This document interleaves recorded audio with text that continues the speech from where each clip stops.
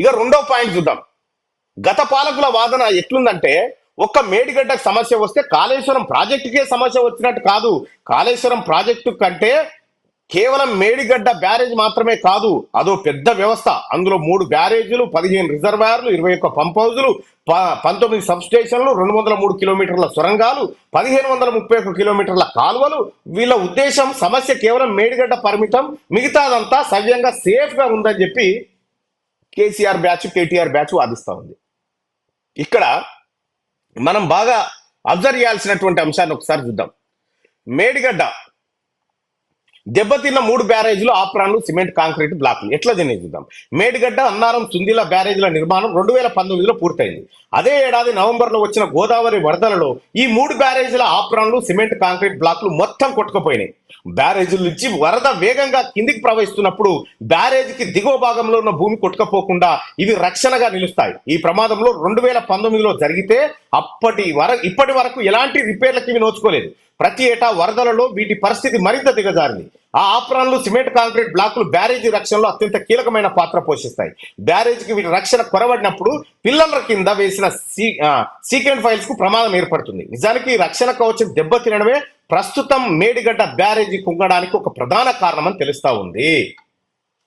ఏవైతే ఈ apron side walls ఉంటాయో, ఏది మెయిన్ బేస్మెంట్ కి రక్షణ కవచంగా ఉండే అవి దెబ్బతినడం వల్లనే ఇసుక కొట్టుకపోయి పిల్లలు దశకిపోయినాయి అనేది ప్రాథమికమైనటువంటి అంచనా. ఇక అన్నారం, సుందిల్లా బ్యారేజీలు ఎట్లా దెబ్బతిన్నాయి? 3 బ్యారేజీల ఆప్రాన్లు, సిమెంట్ కాంక్రీట్ బ్లాక్లు కొట్టుకపోవడంతో మేడిగడ్డ బ్యారేజీ కుంగడంతో పాటు అన్నారం, సుందిల్లా బ్యారేజీల కింద నీటి బుంగలు ఏర్పడ్డాయి. ఈ బుంగలు బ్యారేజీ కింద నుంచి ఇసుక కొట్టుకుపోవడంతో ఏర్పడతాయి. గత పాలకులు చెప్తున్నట్టు ఇవి లీకేజీలు కావు. మరొక భారీ వరద వస్తే ఈ బ్యారేజీలు కూడా కుంగవనే గ్యారంటీ లేదు.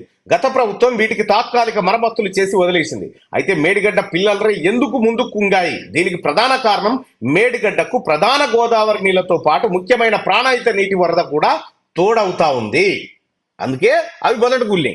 ఇక ఇంకొక విషయం మనం ఏమనుకోవచ్చు అంటే, సుందిల్లా, అన్నారం బ్యారేజీలకు ప్రాణాయిత వరద రాదు. అయితే అన్నారం, సుందిల్లా బ్యారేజీల డిజైన్లు కూడా మేడిగడ్డకు అనుసరించిన డిజైన్లే కాబట్టి ఈ బ్యారేజీలు కూడా మేడిగడ్డ ఎదుర్కొన్న సమస్యనే ఇప్పుడు ఎదుర్కొంటున్నాయి. ఇక్కడ జూలై 2022 వరదలకు మేడిగడ్డ, అన్నారం పంప్ హౌజులు మునిగినాయి. మేడిగడ్డ పంప్ హౌజ్ లో రక్షణ గోడ కూలి అనేక మోటార్లు తుక్కుతుక్కుగా మారినాయి. దీంతో 100 కోట్ల నష్టం వాటిల్లింది. ఇప్పటికీ కొన్ని మోటార్ల రిపేర్లు పూర్తి కాలేదు. ఈ మునుకకు అప్పటి పెద్దలు చెప్పిన కారణం, ఇలాంటి వరద 500 ఏళ్లలో ఎప్పుడు రాలేదని శుద్ధాబోద్ధం చెప్పారు. మనకు 500 ఏళ్ళలో ఎప్పుడు రాలే, ఆ వరద వచ్చింది కాబట్టి మునిగిందని చెప్పారు. ఈ పంప్ హౌజులు ఉద్దేశపూర్వకంగానే తక్కువ ఎత్తులో కట్టారని చెప్పడానికి అనేక ఆధారాలు ఇప్పటికే లభించాయి. మొదట ఎక్కువ ఎత్తులో ప్రతిపాదించిన డ్రాయింగ్లు, తదుపరి ఎత్తు తగ్గించి విడుదల చేసిన డ్రాయింగ్లు బయటపడ్డాయి. ఇలా ఎత్తు తగ్గించి పంప్ హౌజులు కట్టడానికి కారణం మనం ఒకసారి చూస్తే, త్వరితగతిన ప్రాజెక్టులు పూర్తి చేయడానికి పైనుంచి పెద్దలు తెచ్చిన ఒత్తిడా, లేక కాంట్రాక్టర్ కు మేలు చేయడానికి, లేక డిజైన్లో లోపం అన్న విషయం తెలియాలి. సిడబ్ల్యూసి కూడా తెలంగాణ ఇరిగేషన్ శాఖకు 24 మార్చి 2023 నాడు రాసిన లేఖలో ఇలా తక్కువ ఎత్తులో పంప్ హౌజులు కట్టడాన్ని తప్పు పట్టింది. అప్పట్లో రాష్ట్ర ప్రభుత్వానికి సలహాదారుడిగా పనిచేసిన ఒక పెద్ద మనిషి కూడా తాను చేసిన సూచనలు పక్కకు పెట్టి పంప్ హౌజులు తక్కువ ఎత్తులో కట్టారని బహిరంగంగానే ఒక ఇంటర్వ్యూలో చెప్పారు.